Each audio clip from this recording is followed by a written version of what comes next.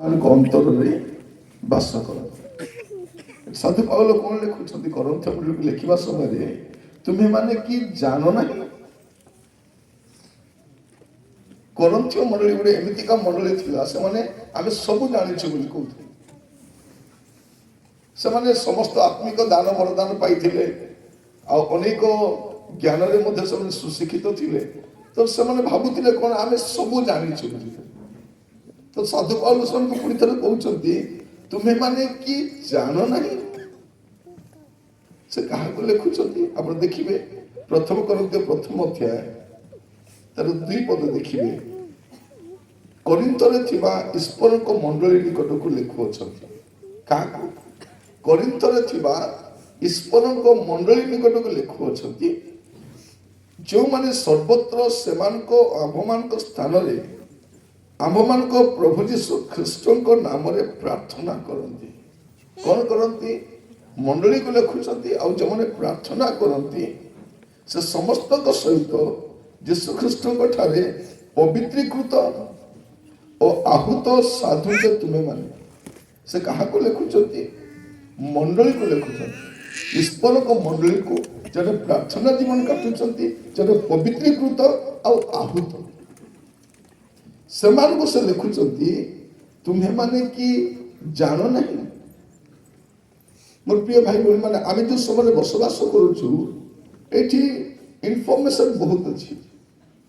ଆପଣ କୌଣସି ବିଷୟ ଜାଣିବା ପାଇଁ ଚାହିଁବେ ଆପଣ ଜାଣିପାରିବେ। ଆପଣ ଗୁଗଲ ଅନ୍ କରିବେ, ଗୁଡିଏ ବିଷୟ ଜାଣିପାରିବେ। ଆମେ ସାଇନ୍ସ ବିଷୟ ଜାଣିଛୁ, ଟେକ୍ନୋଲୋଜି ବିଷୟ ଜାଣିଛୁ, ସ୍ପେସ୍ ବିଷୟ ଜାଣିଛୁ। ଆଜିର ପିଲାମାନେ ଗୁଡିଏ ଜାଣନ୍ତି। ମଝିରେ ଗୋଟେ ମୁଁ ଅଟୋରେ ଆସୁଥିଲି, ସ୍କୁଲ ଛୁଆଟା ସାନଟା ଆସୁଥିଲା। ମୁଁ ତାକୁ ପଚାରିଲି ତୁମେ କୋଉ କ୍ଲାସରେ ଅଛ? ସେ ଷ୍ଟାଣ୍ଡାର୍ଡ 3 କି 4 ରେ ଅଛି। ମୁଁ ତାକୁ ପଚାରିଲି ତୁମକୁ କୋଉ ସବଜେକ୍ଟ ଭଲ ଲାଗେ? ସାଉଣ୍ଡ କରିବା ଦରକାର ନାହିଁ, ମୁଁ ସାଉଣ୍ଡ କରିପାରିବି ହେଲା।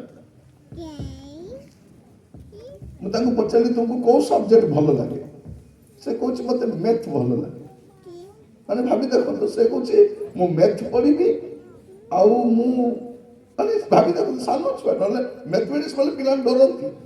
ସେ କହୁଛି ନାଇଁ ମତେ ମ୍ୟାଥ ଭଲ ଲାଗେ। ତ ଆଜିର ସମୟରେ ଆମେ ଦେଖୁଛୁ ଯେ ଆମେ ଗୁଡିଏ ବିଷୟ ଜାଣିଛୁ। ଏମିତି ନୁହଁ ଯେ ଆମେ ଜାଣିନୁ।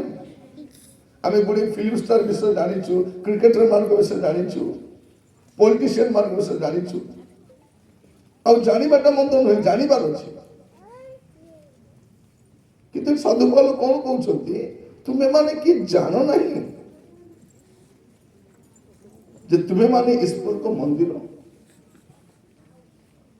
ସେ କଣ କହୁଛନ୍ତି? ଆପଣ ଦେଖିବେ ଏଠି ଗୁଡିଏ ଥର ସେ ଲେଖୁଛନ୍ତି ତୁମମାନେ କି ଜାଣ ନାହିଁ, ତୁମେ କି ଜାଣ ନାହିଁ। ଆପଣ ଦେଖିବେ ସେ ପ୍ରଥମ କରୁଥିବା 6 ପର୍ବ ତାର 3 ପଦ ଲେଖୁଛନ୍ତି, ଆମେ ମାନେ ଯେ ଦୂତମାନଙ୍କ ବିଚାର କରିବା ଏହା କି ତୁମମାନେ ଜାଣ ନାହିଁ। ପାଉଲ ଅନେକ ଥର ବିଭିନ୍ନ ଜାଗାରେ ଲେଖୁଛନ୍ତି ତୁମେ ମାନେ କି ଜାଣ ନାହିଁ, ତୁମେ ମାନେ କି ଜାଣ ନାହିଁ।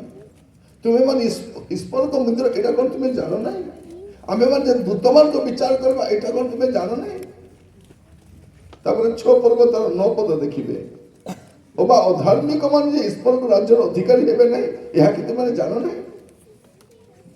ସେ ବାରମ୍ବାର ଏଟା ଲେଖୁଛନ୍ତି ତୁମମାନେ କି ଜାଣ ନାହିଁ, ତୁମମାନେ କି ଜାଣ ନାହିଁ, ତୁମମାନେ କି ଜାଣ ନାହିଁ। ତାମାନେ ଆମେ ମଣ୍ଡଳୀରେ ରହିଲେ ମଧ୍ୟ ଆମେ ଗୁଡିଏ ବିଷୟ ଜାଣିନାହୁଁ, ଆମେ ଜାଣିବା ଦରକାର। ଆଜି କେବଳ ଏତିକି କହି ମୁଁ ସମାପ୍ତ କରିବା ପାଇଁ ଚାହେଁ, ତୁମମାନେ କି ଜାଣ ନାହିଁ।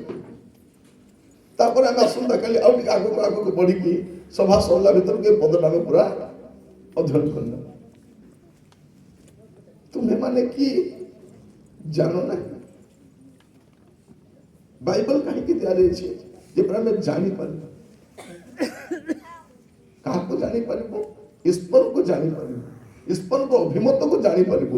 ସେ ଆମ ପାଇଁ କଣ ଚାହାନ୍ତି ଆମେ ଜାଣିପାରିବୁ। ଆମର ପରମେଶ୍ୱର ଜଣେଇବା ପରମେଶ୍ୱର।